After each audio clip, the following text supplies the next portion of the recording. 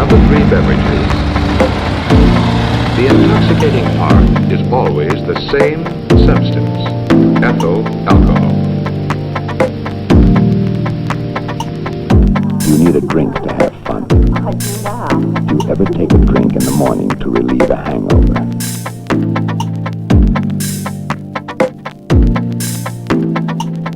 The more alcohol that reaches the liver at one time, the more alcohol goes on to the heart unchanged. As long as there is any alcohol. Welcome to the next episode of the Field Alcohologist. I'm here today at Noble Cut Distillery in Gahanna, Ohio, with my guest, Tony Guilfoy. Tony Guilfoy. All right, Tony, thanks for taking the time to talk with us. No problem. Hey, why don't you tell me a little bit about the distillery and how long you've been doing this and some of your products? Yeah, we started in 2014. In my past life, I was an auditor. You know, went and did the right thing, went and got my bachelor's, my master's. But just being in that cubicle day after day, hour after hour, just couldn't do it anymore. And I have always wanted to own my own business, and looking at what I could do, the one thing that always stood out to everybody is my booze. So I come from a line of alcohol manufacturers, but more of the backwoods type. Right. And but that was the one thing that everybody always said is we make a family recipe limoncello, and that was the first one that I was like, okay, let's do this. So I partnered up with a couple of guys here in Ohio and bought the building and started the process of opening in November of 2014. And so I'm sure that's like a fantasy for a lot of guys. Let's quit the day job and go start a microbrewery or a micro distillery. Yeah, no. So why don't you talk a little bit about what has to go into that, how long it took to start this thing up? It was so much more than I could ever anticipate. To open up a brewery or a winery, really just have to have a manufacturing facility. And the licensing portion really doesn't take that long. But when you're opening up a distillery, the TTB, that's our regulatory body, the Tax and Trade Bureau, they really, they don't make it difficult to make it difficult. We're just dealing with such high spirit content. And there's a lot of people that go into the industry thinking, this is going to be just like brewing, just like winery, and the rules are completely different. You have to lease or buy your building, and then you have to buy all of your equipment to get the serial numbers off of it, and that's you're in $500,000 to $1 million at that point, and then you sign your licensing agreements, and that's when you start the permitting process. And then after that, it took us 26 months to get our TTB federal license. So we didn't even start before, it took us about almost 2.5, 3 years to actually be able to turn on all of our equipment. Right. So it's a substantial commitment before you start doing this. Yeah, and but then what people don't even think about is if you're going to be making whiskey, your whiskey takes a long time to age. If you're going to be making any type of aged products, you're going to have to add that on. So most distillers, when they first open up, that's why they come out with white liquor. Right. They're coming out with the vodkas, they're coming out with the rums, the gins, something they can make money on. But my partners and I decided that since we were bootstrapping the total cost of the distillery, we're not going to come out with something that we just have to come out with so that we pay the bills. Right. We don't have a bank loan. We don't have to meet X amount of dollars per month. So we decided that our first product was going to be our whiskey. Oh, so your whiskey was your first product? That was the first product to hit market, yeah. All right. That was the first thing that I knew how to do like the back of my hand. So we got that out pretty quickly, actually. We figured out some ways to do some alternative aging processes to age our product a little quicker without putting anything into a pressurized chamber. But we went through some natural aging processes. So that's what we came out with first. And then what's next? Right. So our first product was a dark. It was our dark cherry whiskey. So it's a Bing cherry. It's that stone fruit, the tart, beautiful stone fruit, and we came out with that in February 2018. And then we came out with our apple whiskey. It's a Honeycrisp apple. And then about 3 months after that is when our first batch of our limoncello was ready. All right. So that was in June of 2018. We came out with that. And where's the product available right now? The products are only available in the state of Ohio right now. Ohio is a closed state, meaning that the state of Ohio acts as the distributor. So if you manufacture products in the state of Ohio, it goes through the state, and then the state then distributes. So if you want to move it into Indiana or Kentucky, neighboring state, Ohio has to distribute it for you? Not necessarily. You can partner with a distributor, a third-party distributor, and in some states you have legacy distribution, where when you sign up with that distributor, that is the only distributor you can ever work with. Right, right. Luckily here in Ohio we don't have that, but the state of Ohio does. Of course, they're getting their taxes from that as well. Right. But to get right now, we're looking to get into states like Indiana, Missouri, and New Jersey, and some of the other states. What's the reaction been locally to the product? Columbus is such an interesting city when it comes to alcohol. I mean, you could probably attest to just the state of Ohio, but Columbus especially. The minute that anything has made in Ohio, the public just goes crazy for it. Right. There's this hometown feeling. Not being from Ohio, I never understood that mentality until I moved here. But it takes a while. It takes a long while to really capture the market, capture an audience. We weren't the first ones to come out. The first micro distillery. That was reserved for Watershed, Middle West Spirits. Mm-hmm. And when people thought of craft distilling, that's immediately what they think about. Since they came out, we were one of the next ones to come out here in Columbus. There's a couple other. There's 451 Spirits, High Bank, Echo Spirits. So it's a growing market, and people are finally right now finding out that there's other distilleries here than just the big two. Right.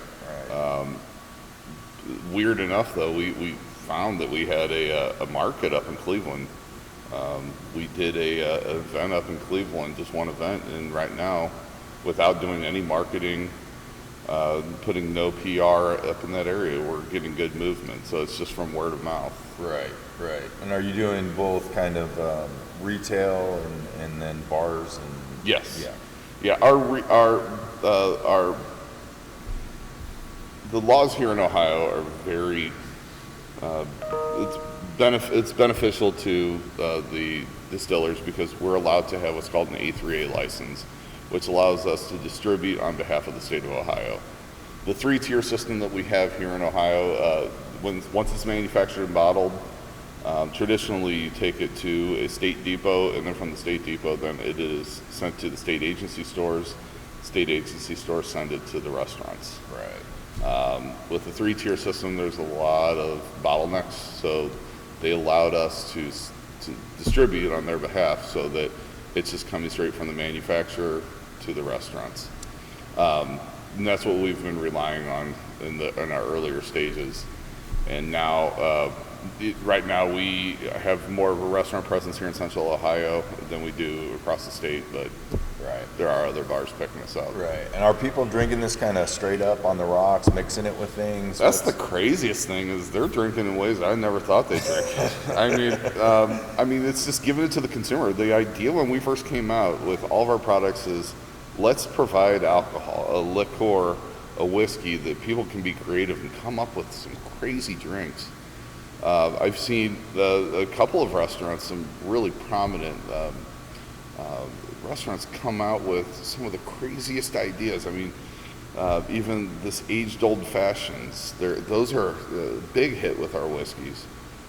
Even something as far as adding limoncello to lemon sorbet desserts. Right. You know, it's craziness. Yeah. So no, that's been kind of the coolest thing, and I always love to hear what are people making with our stuff, and I'm always amazed. Yeah. It's that kind of whole craft cocktail craze, and this kind of seems like it'd be right in the sweet spot of that. And beer, craft breweries really have one chance to capture a customer. Right. Where that beer, there's really no way to alter the beer once it's in the customer's hand.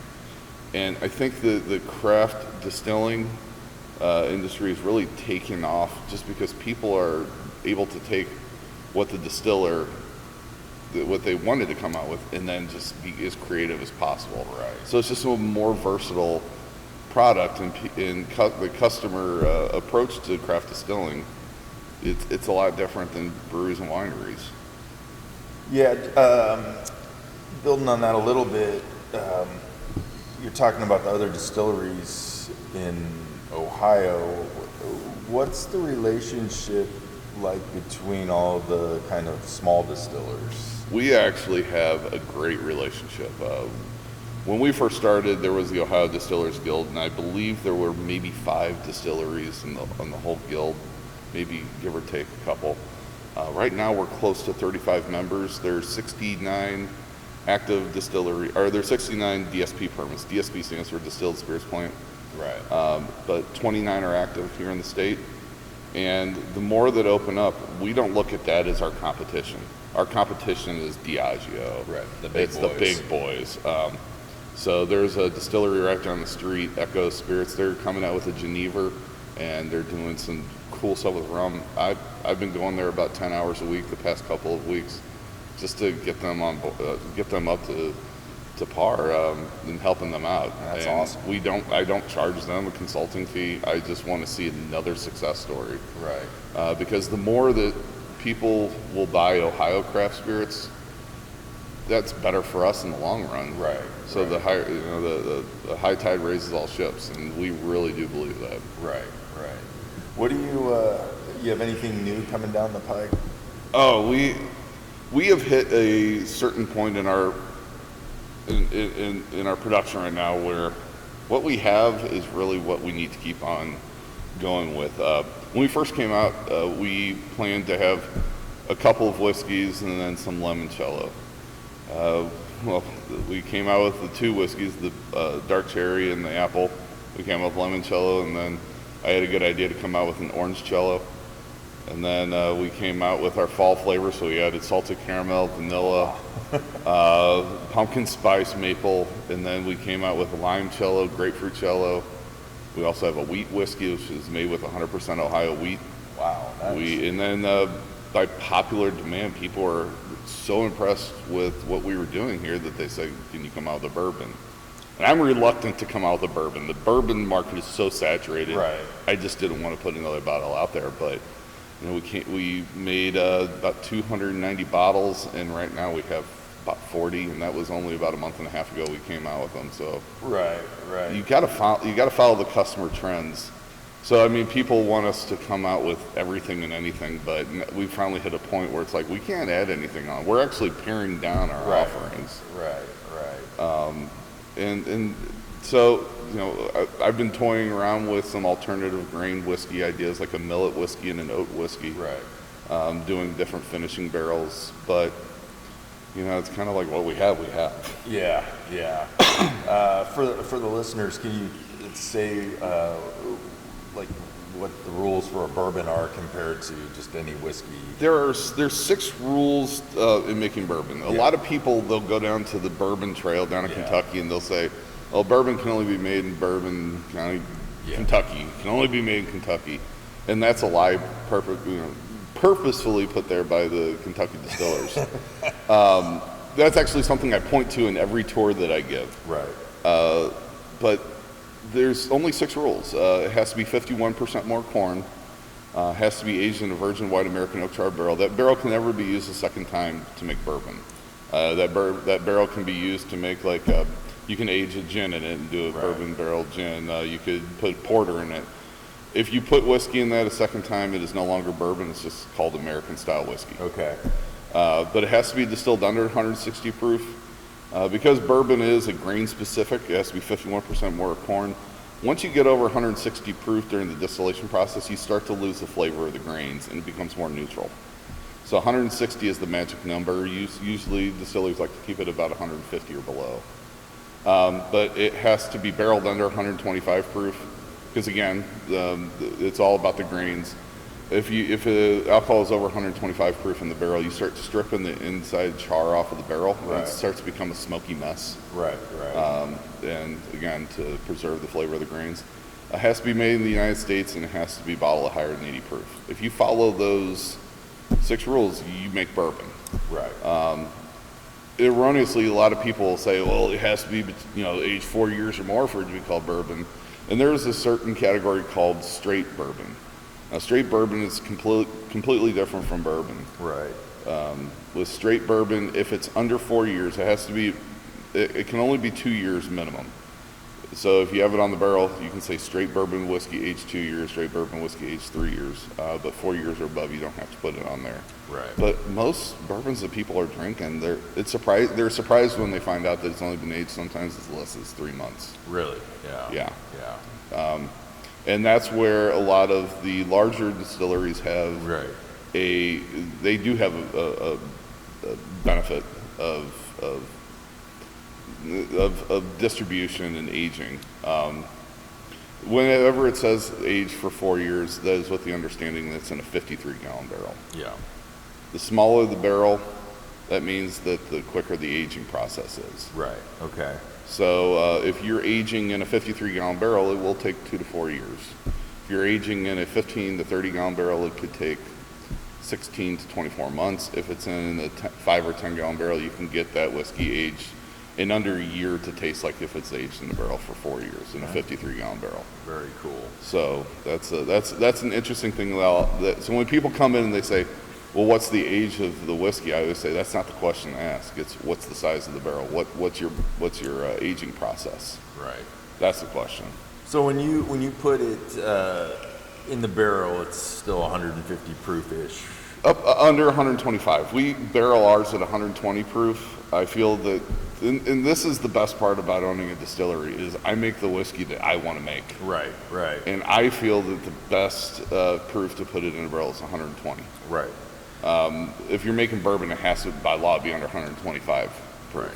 And then when it hits the bottle, what's the proof? 80 proof. 80 proof. So Yeah. Then some people get confused by what that process is, and all it is we put all of our water through a water softener and through reverse osmosis, so that the water is completely neutral, and then we put it in. We take it from 120 proof, and then we add water to take it to 80 proof. That's the proofing process. Okay. It's not very scientific. I mean, you have to know by the milliliter how much water you're putting in there, because whenever you have a bottle and you say it's 80 proof, by law you are only allowed to be within 0.15% of your stated ABV. Right. So if it's 80 proof, that's 40% alcohol. I could be between 39.85 and 40.15%. Okay. And if I'm outside those parameters, then I could get fined or even shut down. Right. So you got to be really careful with that. Yeah. Yeah. All right, man. Well, hey, I appreciate this. It's been very interesting. Look forward to doing some tasting. Hell yeah. Hell yeah, we are. I'd like to have you back on again, and we'll talk more as things roll on. Impressed you got some press with the New York Times. Yeah, we were in the recently, New York Times about 2 weeks ago, so late September. Yeah. We were finally getting around in the middle of Ohio, getting some really good press, and it's just hard doing it all grassroots. Yeah. Well, so the last question, does it beat the cubicle? Oh my gosh. I haven't gotten a paycheck in 2 years, and if you ask my wife, you'll get a different answer, but it beats it every day. All right. Well, good deal. Thanks, Tony. Appreciate it. Hey, thank you. Okay, bye.